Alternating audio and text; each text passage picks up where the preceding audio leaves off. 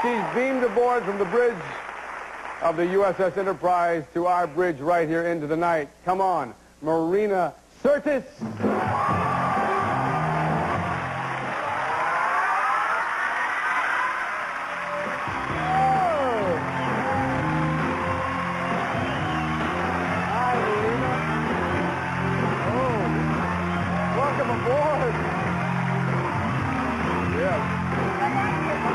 Right here.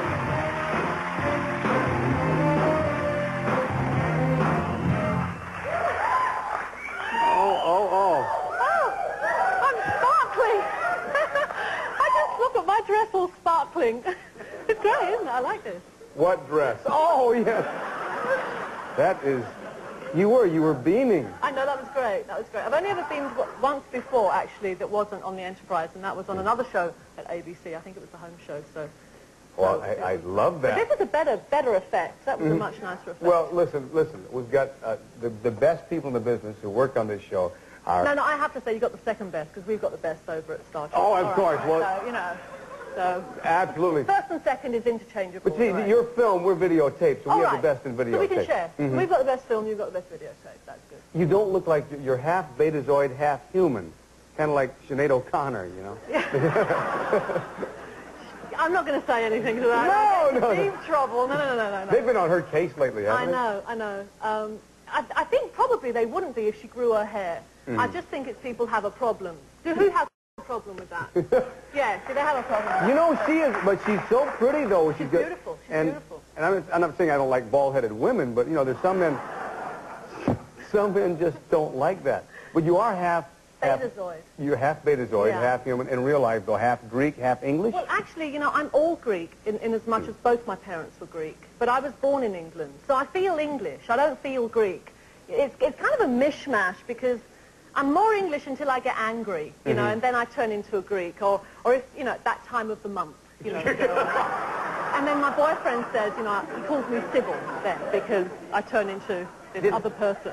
Did I see you with this guy? Are you with some rock star now, Marina? He's going to be a rock star. Can we get a shot of this guy, this rock god who came in here? Yes. Okay. Wait a minute. All right. Calm down. He's mine. Yeah. He's now, mine. Who is he? I didn't... His name is Michael Lamper, and he's a guitar player, musician, trying to get a major career together in this town, and he's great. On crutches? Oh yeah, he's on crutches right now because he had a motorcycle What accident. are you doing? Oh no. Yeah. So he had an accident and somebody hit him, and he's got pins in his leg. I think you have to see the pins actually. Well, okay. Show him look the pins. At this. Look at this. But look with the little American flag and everything. Yeah. The man. His femur is supporting the Persian Gulf. Yeah. We're doing our bit, yeah. Well, now you've chosen... He picks up Kiss, actually, on that thing coming out of his leg, yeah. It kind of tunes into Kiss FM. That's your local radio station in Los Angeles. Yeah. Good for you. High five on that. Appreciate that. A little money in the bank. Yeah. Your parents I want to talk about, and their choice, because it may not have been this guy. Definitely wouldn't have been that guy. Okay, because the Greeks, you know, do make choices for husbands, and I'm going to find out what their choice was for you and how it came out. Stay here. This is going to get hot. Yeah. Into the Night, starring Rick Dees. Brought to you by New Ritz Bits Cheese Sandwich. Yeah. Oh, Billy Beer and the Beaters. Get it all hang down. Oh, Jerry. Back with Marina Sirtis from Star Trek, The Next Generation, and your parents employed a matchmaker for you? Well, they didn't employ one. I was at drama school at the time. I was about 19 years old, about 3 years ago, you know. So, and I got home from drama school one day, and there was this lady and her husband who were actually leaving the house because I was quite late home. And she said, you know, we found a lovely boy for you.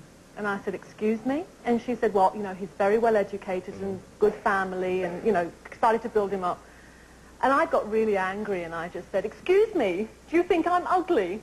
And she said, oh, no, you're lovely. And I said, well, don't you think I can find my own husband? Oh. And my mum got really upset. She kind of clipped me around the ear and sent me into the house. But it embarrassed them so much that they never did it again.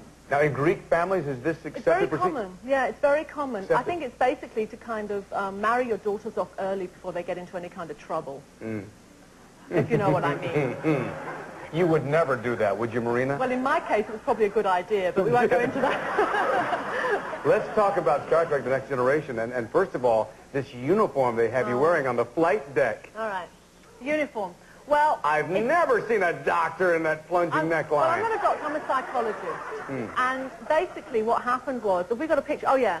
This is you. It's meant to be lopsided like that, if they didn't cut it wrong. In the first season, I wore the little miniskirt. I think you've got a picture of that, don't you, somewhere? Okay, there it is. Okay. Now, but now look at the difference here. That is ugly, isn't it? But look at the difference. Okay. I know.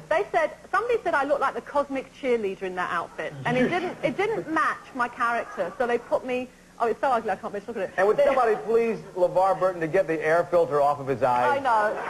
In fact, looks like his headband slipped. It's just exactly what it was the first season. But so now, anyway... Are they making you into a sex object? Well, they did. They did, because what happened was we lost the other two young women at the end of the first season, and then suddenly I had to be everything.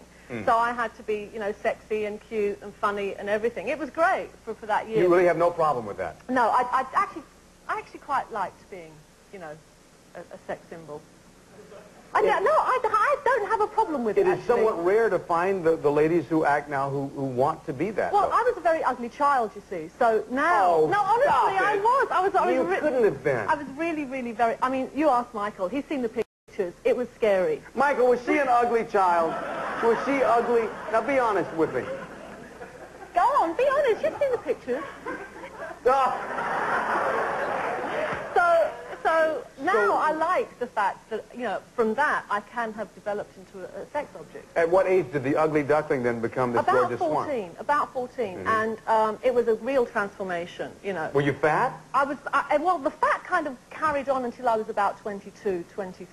Later, yeah. Actually, into the first season of Star Trek. It's so acceptable. How can you not be around baklava and not eat it?